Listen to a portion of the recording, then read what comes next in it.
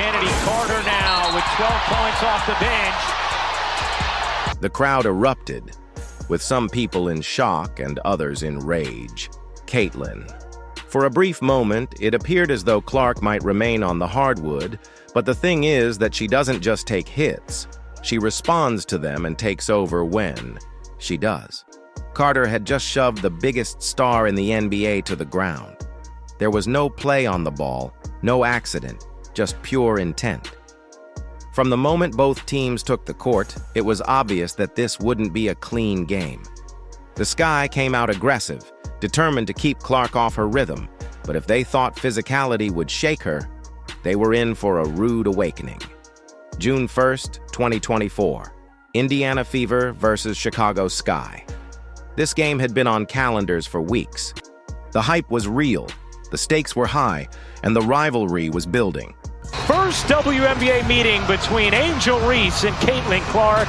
The Fever and the Sky are underway at Cambridge. From the very first tip, Chicago quickly set the tone by hitting a two-pointer.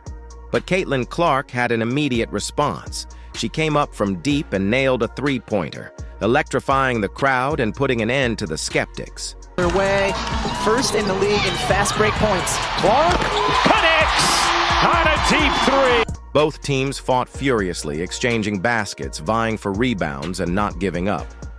The game was at a standstill, and then suddenly Caitlin Clark threaded the needle for a smooth bucket with a precise laser pass rather than a shot.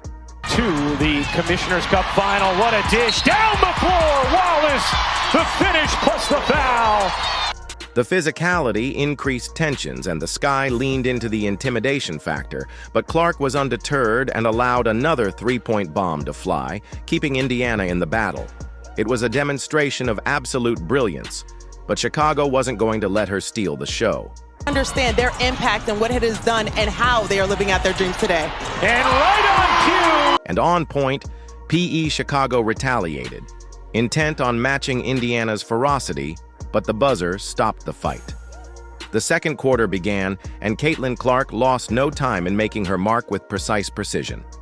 She fired a laser of a pass, setting up an easy bucket and keeping Indiana in charge. Indiana had a tiny two-point advantage, but the message was clear. They weren't backing down. Case and have allowed too much dribble penetration. Well, and it allows them, oh, what a dime. My goodness, the pass from Clark. With the lead in their possession, Indiana was aware that the tide had turned. Carter took advantage of the fact that the Fever locked in defense, fighting for every possession, but their attention to safety made them predictable. Reese working Boston. 6 to shoot. Carter flips it up and in. Kennedy Carter just so difficult. Chicago held its footing as the fight continued, and as the quarter came to a close, Clark found Mitchell for a crucial assist that kept the game hot, and the score knotted at 31. Here is Evans, the former Louisville star, out to Carter. Her three, off the mark, long board. Wallace to get ahead. Mitchell to the cup. By the time the third quarter arrived, it was obvious that Chicago had something to prove. Indiana was still playing, but the Sky wasn't just playing, they were hunting. The tension in the arena was electric. Neither team would break nor bend. And as the second quarter came to an end, one thing was certain. If either side wanted this win, they'd have to take it. Kennedy. For an easy two, Carter sank the ball into the basket after it slipped past Clark. From downtown as Mr. Last Five. Carter just blurs by Clark, who didn't turn around, and an easy two for Kennedy Carter. The level of intensity increased. The state of Indiana Fever put up a determined fight to maintain their lead, but Chicago wouldn't let up. Boston, mid-range fake, the pull-up, short, the follow, no. Another chance, won't go for Boston. Loose ball, this time. With 15 seconds remaining in the quarter, it was a fierce battle that ended suddenly. Carter dribbled, drove hard to the rim, and made the shot. The crowd erupted, the Sky was surging back, and Carter was determined to make a statement. She stepped toward Clark and gave her a vicious shove that sent her crashing to the ground. Mayar doubled off to Carter. Made Mabry doubled off to Carter. Her jumper is good. Kennedy Carter now with 12 points off the bench. Her and Clark. I mean, that's clearly a foul which was called. The question is, will they call it unnecessary? Kennedy Carter. When the referees reviewed the play and declared a blatant foul, the arena erupted as Clark hit the floor without even having the ball. A free throw was then given, and Clark predictably sunk it 1.5. One, and Clark goes to the line and hits the first. The scoreboard said it all when the buzzer sounded around the arena. Indianapolis Fever 54, Chicago Sky 49. They had attempted to bring Caitlin Clark down. But if this game showed anything, it was that she wasn't going to stay down. Not now. Not ever. Now, in the closing moments, Chicago Sky was locked on her, determined to stop her, but Clark was about to demonstrate her skill and poise that she was unstoppable. It didn't take long for her to seize the opportunity to pull off a comeback and create a play so elegant and stunning that it astounded the spectators and supporters. Carter met by Boston. Williams bricks it. Clark another rebound. Tosses ahead. Wheeler extra feed. Oh, that was pretty. The ball swung through the net, but Chicago quickly responded, drawing a foul, and Indiana was awarded a free throw in addition to the fast break basket. The three-point play. The fast break or the match? Chicago refused to give up as the game grew more intense as both teams dug in defenses, tightened offenses, and whistled as the referees tried to keep the game under control through every shove, block, and bit of pressure. The scoreboard read 57-64, with Indiana still leading. Caitlin Clark sank another clutch bucket and waded through the confusion, refusing to break. Guarded by Evans. Clark. 6 to shoot. Backing down. Clark leans in and banks it home.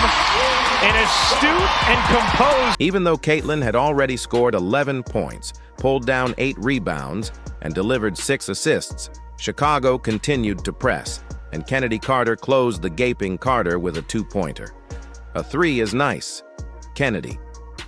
As Chicago pressed. For a 3-pointer, Carter's momentum shifted again. Angel Reese sent Clark to the ground for a clear foul, but the referee must have been looking up at the ceiling because he didn't call anything. Out, Carter a 3 is good. Kennedy Carter is. The final 20 seconds of the game came with Indiana holding a tiny lead, and the Fever hurried to defend. But in the frenzy, they committed a foul. There was no whistle, no call, just shock and dismay reverberating around the arena. Opportunity here for Chicago. Here is Carter. Kicking it out. Evans fakes the 3, takes the 2, and knocks it down. A lot of contact from Reese on Clark underneath. No whistle. The suspense was intense, and the crowd held its breath as Chicago had a chance to tie the game. But Ma stepped up and missed. Mabry down 2. Mabry loses the handle and a foul is called. When the buzzer sounded and the arena exploded, Clark would proceed to throw the ball skyward, sealing the G. Continue to communicate with her with what she wants. Mabry misses. Despite the fouls, the intensity, and the pressure, the Indiana Fever had achieved their first home victory of the season. When Indiana celebrated Kennedy Carter, who had dominated Clark in the third quarter, Caitlin Clark stood tall and made them pay for it. Carter could only bow her head in silence as the final score was Indiana Fever 71, Chicago Sky 70. But it didn't stop there. Kennedy's contentious foul on Clark was ruled a flagrant foul, and Carter refused to answer any questions. In a post-game interview, Into the backcourt for Wheeler. Someone's got to get to her. They can't. Wheeler trying to waste the clock. Up to Clark. Clark throws it up in the air. And Indiana has its first home win of the season. later, she would disparage Caitlin Clark online, wondering what else she had to contribute. She cited Clark as saying, "Aside from three-point shooting, what do you bring to the table?" coaches still declared the foul unacceptable. However, Clark dismissed it, stating that she was accustomed to the physicality because she had played basketball with the boys growing up, so this was nothing new to her. It's always been physical and feisty, and like that's what it is, you have to find a way to hold your own, she said, adding that it kind of reminds her of that. Angel Reese was fined for skipping the post-game news conference, most likely because she was at a loss for words by that point. After Caitlin Clark finished speaking, the entire league heard it clearly, and this unforgettable showdown came to a close. In a game full of intense fouls and controversy, Caitlin Clark didn't just absorb the hits, she made them into headlines. She demonstrated that no amount of roughness could break her. Do you think the game went too far, or is this simply a part of the rivalry? Please share your thoughts in the comments below and remember to hit the notification button and like and subscribe. Bell to ensure you don't miss any of the excitement. Turn to you a little bit. Yeah. After the I ain't answering no Caitlin Clark questions. did she say anything to you? I don't know what she said. What'd you say to her? I didn't say anything. That's enough.